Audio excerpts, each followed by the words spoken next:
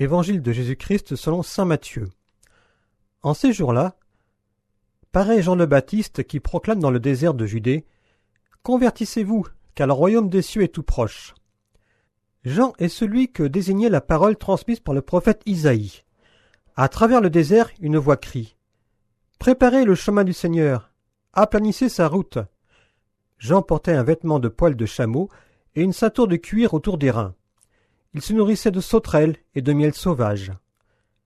Alors Jérusalem, toute la Judée et toute la région du Jourdain venaient à lui, et ils se faisaient baptiser par lui dans le Jourdain en reconnaissant leurs péchés. Voyant des pharisiens et des sadducéens venir en grand nombre à ce baptême, il leur dit « Engeance de vipères, qui vous a appris à fuir la colère qui vient? Produisez donc un fruit qui exprime votre conversion, et n'allez pas dire en vous-même « Nous avons Abraham pour père ». Car je vous le dis, avec les pierres que voici, Dieu peut faire surgir des enfants à Abraham. Déjà la cognée se trouve à la racine des arbres. Tout arbre qui ne produit pas de bons fruits va être coupé et jeté au feu. Moi, je vous baptise dans l'eau pour vous amener à la conversion. Mais celui qui vient derrière moi est plus fort que moi, et je ne suis pas digne de lui retirer ses sandales. Lui vous baptisera dans l'Esprit Saint et dans le feu. Il tient la pelle à vanner dans sa main, il va nettoyer son aire à battre le blé, et il amassera le grain dans son grenier. Quant à la paille, il la brûlera dans un feu qui ne s'éteint pas.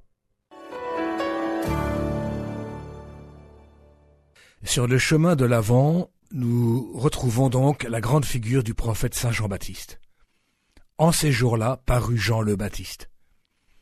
Et avec lui, tout commence par un cri impressionnant qui retentit dans le désert.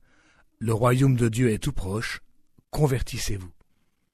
C'est une bonne nouvelle. Cela signifie que Dieu va venir enfin régner sur son peuple. Pour ce peuple en attente, cela fait en effet l'effet d'une bombe. C'est toute l'espérance d'Israël qui est donc sur le point d'être comblée. C'est le pressentiment, l'intuition que l'événement messianique, par excellence la venue du Sauveur, est toute proche. Il jugera les petits avec justice, il tranchera avec droiture en faveur des pauvres, sa parole fera mourir le méchant, le loup habitera avec l'agneau, le nourrisson s'amusera sur le nid du cobra. Magnifique prophétie d'Isaïe. Que se passe-t-il alors? De toute la Judée et de toute la région du Jourdain, on venait à lui, et tous se faisaient baptiser en reconnaissant leurs péchés.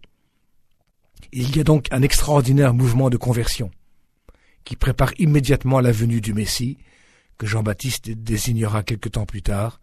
Voici l'agneau de Dieu. Mais à ceux-là qui ne veulent pas entendre, car il y en a aussi en ces temps-là, Jean-Baptiste tient un tout autre discours.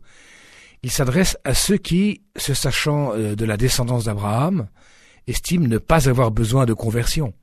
Ils se croient justes, mais en réalité, au fond d'eux-mêmes, par leur inertie spirituelle, ils refusent de se soumettre à Dieu.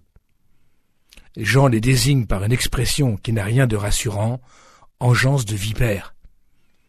Ceux qui refusent de se convertir appartiennent déjà, sans le savoir peut-être, à la descendance du serpent, le démon, le tentateur, qui nous suggère sans cesse qu'il n'y a aucun risque à manger le fruit défendu et qu'il n'y a pas besoin d'être sauvé. Nous connaissons la chanson et nous savons à quoi elle conduit. Alors en ce temps de l'Avent, le message est clair, il faut préparer le chemin du Seigneur. Nous qui avons été baptisés dans l'Esprit Saint et dans le feu, nous sentons bien que nous ne pouvons pas nous contenter de nous préparer seulement en faisant la crèche. Il faut faire la crèche, c'est bien. Il faut en faire dans nos maisons, dans nos écoles, dans nos églises, et bien sûr, pourquoi pas sur les places de nos villages. Mais nous avons besoin d'un engagement plus profond qu'il nous faut demander en priant à genoux devant la crèche, en nous mettant davantage à l'école de la Vierge Marie et de Saint Joseph, en acceptant de fonder et de refonder sans cesse notre vie sur la parole de Dieu. Amen. L'évangile du jour était commenté par le père François-Xavier Henry, curé de la paroisse Notre-Dame de la